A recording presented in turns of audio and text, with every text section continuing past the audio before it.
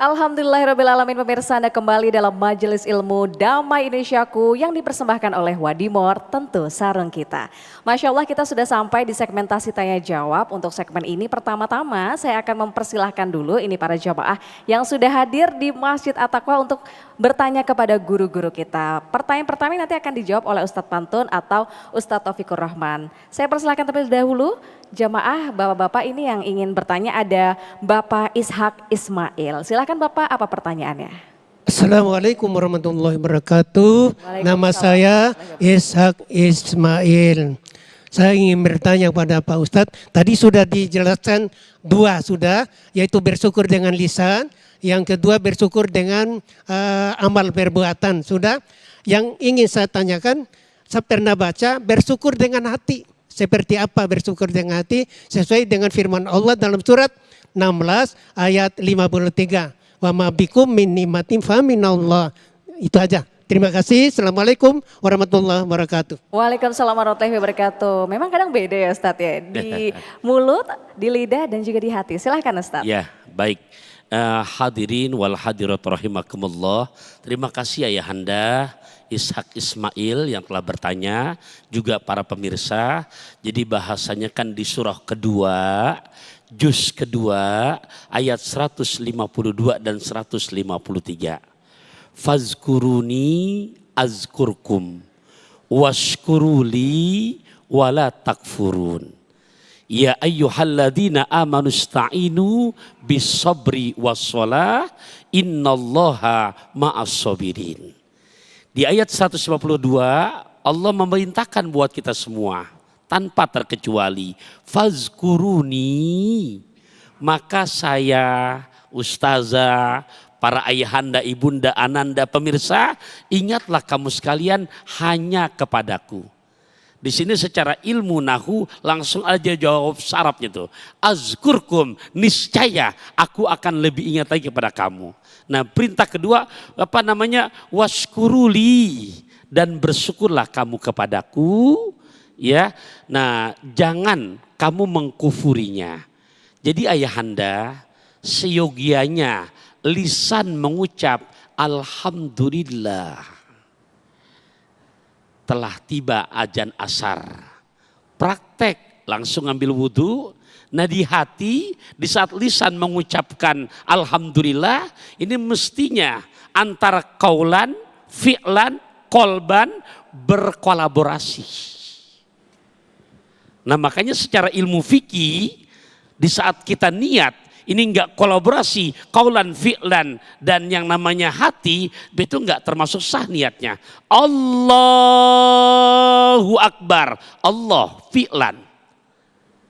Kaulan, Allah, hati jangan bengong. Ini yang dimaksud hati. Ngucap alhamdulillah, jangan cuma sampai di lidah. Hati ngucap, puji syukur hanya kepadamu ya Allah. Nah, itu penerapannya seperti itu ayahanda. Yang di saat bisa begitu, maka baru dapat janji Allah, la azidannakum, pasti aku tambah. Makan lesehan, ngajak suami, mudah-mudahan bisa dipahami. Insya Allah. Terima kasih Ustadz Pantun.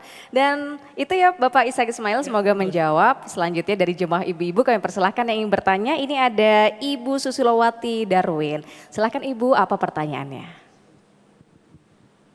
Assalamualaikum warahmatullahi wabarakatuh. Waalaikumsalam warahmatullahi wabarakatuh. Saya Susilowati, izin bertanya Ustazah. Bagaimana caranya kita mengajarkan pada generasi muda yang saat ini sibuk sekali dengan HP dan iPad itu. Jadi bagaimana caranya supaya kita bisa mengajarkan mereka untuk bisa tahu bersyukur atas karunia yang diberikan Allah kepada mereka. Terima kasih. Assalamualaikum warahmatullahi wabarakatuh. Waalaikumsalam warahmatullahi wabarakatuh. Silahkan dijawab oleh Ustazah Aini. Bagaimana cara bersyukur dengan kenyataan bahwa Allah ngasih kita handphone, cuman kadang-kadang handphone malah bikin kita lalai. Gini Bu, segala apa atau harta yang kita miliki itu tergantung bagaimana kita menggunakannya. Kita punya pisau, ada manfaat baiknya nggak Bu? Ada. Manfaat buruknya ada? ada bisa melukai. Sama seperti handphone juga, bagaimana cara kita mensyukuri nikmat Allah dengan keberadaan handphone yang kadang-kadang gak bisa terlepas dari kehidupan kita sehari-hari? Pertama, kita memahami bahwa tidak boleh handphone itu membuat kita lalai dari kewajiban. Begitu masuk waktu sholat, kedengaran adzan, handphonenya segera taruh. Itu cara untuk mensyukuri. Begitu juga misalnya anak-anak kita sekarang lagi PJJ misalnya Bu, lagi sekolah online. Pakai handphone bisa? Bisa, harus malah. Tapi begitu tugasnya udah selesai, boleh main game? Sebentar oke, kelamaan jangan. Maka kalau kita mau ngasih handphone ke anak kita, bilangnya jangan, nih mama beliin handphone buat kamu. Jangan, nanti anak merasa memiliki. Bilangnya ini handphone mama. Kalau kamu mau bikin sandi password izin ke mama, kan ini handphone mama. Ya Bu ya, kadang-kadang anak remaja sekarang menyembunyikan hal-hal yang tidak boleh diketahui oleh orang tuanya. Padahal itu bisa jadi berbahaya. Maka kalau mereka tidak merasa memiliki itu handphone, handphone milik mama berarti mama harus tahu apa sandinya. Mamanya juga kapanpun bisa mengambil dari anaknya. Nah, sini handphone mama. Ini kan handphone aku mah. Kan udah mama bilang ini handphone mama. Kamu boleh pakai kalau mama izinkan. Kamu tidak boleh pakai kalau mama tidak izinkan. Sekarang waktunya udah masuk waktu maghrib. Sekarang udah masuk waktu isya. Sekarang waktunya belajar. Sekarang waktunya istirahat dan lain sebagainya. Maka handphone itu tetap berada dalam kendali kita. Maka handphone itu bisa memberikan manfaat pada kita tapi juga bisa memberikan madarat. Tergantung bagaimana cara kita menggunakannya. Semua harta yang Allah berikan pada kita Bu, termasuk handphone atau apapun itu akan ada hisapnya semuanya. Jangankan handphone segala yang kita pakai ini sekarang itu jadi hisap semua. Nih kerudung ibu pakai udah pada lunas apa belum cicilannya? Tuh dihisap juga nanti. Kalau tiba-tiba kita belinya pakai ngutang, terus yang ngutangin kita tiba-tiba kita blokir, ditagih nggak sama dia di akhirat? Ditagih, gamis, diminta hisapnya, hisap. Apalagi handphone, nanti semua handphone, semua gadget, semua device yang pernah kita gunakan di dunia ini akan hadir di hadapan kita, di pengadilan Allah Subhanahu Wa Taala bersaksi semuanya. Ya Allah dengan handphone ini pengguna saya hamba engkau ya Allah pernah berbuat dosa. Pernah bikin komen-komen julid pakai akun palsu tuh. Semuanya jangan dikiranya semuanya kita terbebas. Mentang-mentang pakai akun palsu bisa komen sembarangan. Allah nanti akan meminta semua pada kita pertanggungjawaban pada semua harta yang pernah kita terima di dunia. Wallahu a'lam bishawab. Masya Allah, mungkin anaknya juga boleh nih Bu diajakin nonton Damai Indonesiaku ya Bu ya. Karena di depan-depan sini ya Ustadz, Ustazah dan juga para jemaah ini banyak juga nih anak-anak Gen Z nih kayaknya Masya Allah rajin banget ya nonton Damai Indonesiaku. Oke baiklah saya ingin kasih kesempatan untuk satu penanya lagi dari jemaah bapak-bapak. Kami persilahkan siapa lagi Pak yang ingin bertanya, boleh perkenalkan namanya siapa dan apa pertanyaannya. Terima kasih. Assalamualaikum warahmatullahi wabarakatuh. Waalaikumsalam warahmatullahi wabarakatuh. Nama saya Syarifuddin Yahya. Ingin bertanya kepada Ustadz Pantun, Pak Taufik Rahman, rahimakumullah. Pertanyaan saya sederhana Pak Ustadz. Bahwa bagaimana kita mengimplementasikan rasa syukur kita kepada Allah Subhanahu Wa Taala ini. Sehingga benar-benar kita mendapatkan kebahagiaan baik di dunia maupun di akhirat. Ujungnya kan kita akhirat yang kita akan tempuh. Apa yang harus kita lakukan untuk mendapatkan itu semua? Terima kasih. Baik, sudah cukup itu pertanyaannya Pak Saifuddin Yahya ya. Cukup. Baik, langsung akan dijawab oleh Ustadz Pantun. Baik ayahanda, ya saya kasih analogi. Anak kita minta belikan sepeda. Minta belikan apa Bu? Sepeda. Itu sampai ngulun-ngulun sepeda. Seharian diajak makan siang nggak mau sepeda. Ya, makan malam nggak mau sepeda. Nah Bu, kita sebagai orang tua mohon maaf. Begitu anak minta demikian, dapat 2 hari nggak mau makan pagi, nggak mau makan malam. Kira-kira mulai berpikir kayak itu. ternyata uangnya nggak ada. Ngutang-ngutang dilakonin tuh sama suami. Dapat uang, dibeliin sepeda, ternyata sepeda yang dipakai begitu dibeliin, ya Allah, hujan, kehujanan, kotor, dibiarkan. Orang tua ngelus dada nggak itu? Pak, keluar bahasa Betawi saya, sambil geledek lu tong lu. Gue ngutang-ngutang belum bayar. Nah sekarang sebaliknya, sepeda ternyata begitu dibeli, kemana nak? Bu izinnya saya mau ke masjid, mau pengajian. Hujan, pulang, nggak dimasukin, diambil tuh selang, dia colokin ke keran, dicuci bersih, dilap, ditaruh tempat yang rapi. Itu ngucap orang tua dari ngeliat dari jendela tuh, ya Allah nak, baru sepeda nak, besok rezeki ada nak, motor gue beliin nak. Begitupun kita nih Pak, realitanya. Punten, Allah ngasih nikmat kepada kita, wa in ta'uddu nikmatallah la tuhsuha.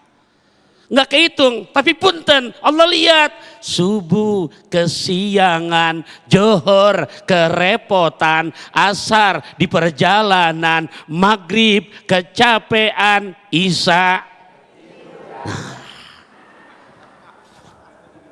Inti nggak tahu diri Taufikur Rahman, inti nggak tahu diri ayahanda. Kenapa? Sehat anak kasih, tapi 5 waktu bolong semuanya. Kira-kira bersyukur apa enggak tuh? Nah, saya tutup dengan satu pantun. Aki-aki pergi nenamu. Disediakan soto kaki dan jamu. Kau perbaiki jadwal sholat kamu, Allah perbaiki jadwal kehidupan kamu. Amin, amin ya rabbal alamin. Perbaiki sholat ternyata ya solusinya ya Ustaz ya. Disyukuri, dinikmati, perintahnya kita kerjakan. Bersyukur salah satunya dengan sholat tepat waktu, Masya Allah. Baiklah, saya ingin memberikan satu kesempatan lagi kepada jamaah, ini jamaah ibu-ibu ya. Masih ada yang ingin bertanya Bu? Boleh kenalkan dirinya dulu dan sampaikan apa pertanyaannya. Silakan Ibu. Bismillahirrahmanirrahim. Assalamualaikum warahmatullahi wabarakatuh. Waalaikumsalam warahmatullahi wabarakatuh. Nama saya Nina, saya izin bertanya Ustadz. Bersyukur adalah sumber kebahagiaan sejati. Yang ingin saya tanyakan, bagaimana tipsnya untuk membangun rasa bahagia dan selalu bersyukur? Terima kasih. Bagaimana cara membangun rasa bahagia ya Ibu Nina ya? Baik, silahkan dijawab oleh Ustazah. Bagaimana Bu caranya kita biar bersyukur? Menghadirkan kesadaran sepenuh hati bahwa semua yang kita terima adalah yang terbaik buat kita dari Allah. Menghadirkan keyakinan dalam hati bahwa tidak ada takdir yang paling baik untuk kita jalani kecuali takdir yang sedang kita jalani sekarang. Tidak ada rizki yang paling baik kecuali rizki yang lagi kita nikmati sekarang. Kadang-kadang kita mikir gini Bu, ya Allah kenapa ya suami saya enggak setia gitu ya. Kenapa anak begini, kenapa anak begitu, enggak usah nanya, hadapin aja. Lalu kita bersikap dengan yang seharusnya. Jangan sampai kita suudzon sama Allah, karena suudzon sama Allah menghilangkan rasa syukur.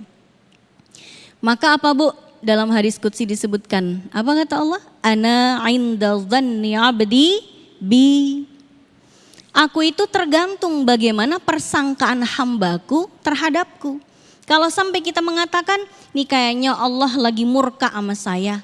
Udahlah punya masalah keluarga, punya masalah keuangan, di pekerjaan juga salah, anak juga begini. Allah kayaknya murka sama saya. Jangan-jangan beneran Allah murka. Kenapa? Kita hadirkan suudzon itu di dalam hati kita.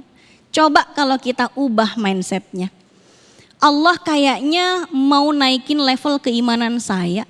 Di mana-mana orang naik kelas pasti ngikutin ujian dulu. Anak kelas 1 mau naik kelas 2 ujian gak Bu? Dari kelas 2 naik kelas 3 ujian gak Bu? Ujian. Jadi kalau misalnya kita berhusnudzon, saya terpilih menjadi hamba yang dipercaya oleh Allah menghadapi ujian ini. Kalau sampai saya bisa mengikuti ujian ini dan melaluinya dengan tabah, tanpa melakukan maksiat, tetap taat sama Allah, tetap husnudzan sama Allah, insya Allah iman dan kemuliaan saya akan naik, derajat saya akan naik. Boleh nggak Bu kalau kita lagi punya masalah kita minta petunjuk sama Allah? Emang harus. Tapi kalau kita merasa udah tahajud bolak-balik, udah sholat hajat bolak-balik kok nggak ada petunjuk, kenapa ya? Bu ingat kata Pak Guru sama muridnya. Kata Pak Guru, nak semua ujian udah pernah kalian pelajarin. Gak usah nanya sama Pak Guru jawabannya. Artinya Allah kalau ngasih kita ujian, udah pasti kita udah dapetin pelajarannya dulu baru kita dikasih ujian. Kita pasti bisa jawab kalau kita dari semua kehidupan kita mempelajarinya. Jadi kalau anak kita nanya sama Pak Guru kasih tahu dong ini jawabannya ujian ini apa? Dikasih jawaban gak sama Pak Guru? Enggak, tapi Pak Guru udah ngajarin belum? Udah ngajarin. Nah itu kita juga begitu Ibu. Jadi kita disuruh berhusnudzan pada Allah. Kalau kita mohonkan sama Allah, ya Allah berikanlah aku rahmatmu, kita juga minta, ya Allah kuatkanlah mentalku. Ya Allah mampukan diriku. Jangan sampai engkau memberikan ujian di luar batas kemampuanku. Dan itu adalah janji Allah, tidak akan Allah memberikan ujian lebih besar daripada kemampuan kita. Wallahu a'lam bishawab. Masya Allah, jadi takdir yang ternyata saat ini sedang kita jalani sudah yang terbaik versi Allah begitu ya Ustazah Aini. Itu artinya kita harus berhusnuzon kepada Allah dan juga harus mensyukurinya. Karena dengan bersyukur pemirsa insya Allah kebahagiaan tumbuh tanpa kita harus menunggu semuanya sempurna. Baiklah pemirsa Damai Indonesiaku, kita harus jeda terlebih dahulu. Namun usai jeda berikut ini kita akan memberikan kesempatan ya bagi pemirsa di rumah untuk bertanya melalui sambungan video call WhatsApp yang tadi tentunya sudah mendaftarkan pertanyaannya ya melalui pesan WhatsApp. Baiklah tetap bersama kami di Majelis Ilmu Damai Indonesiaku.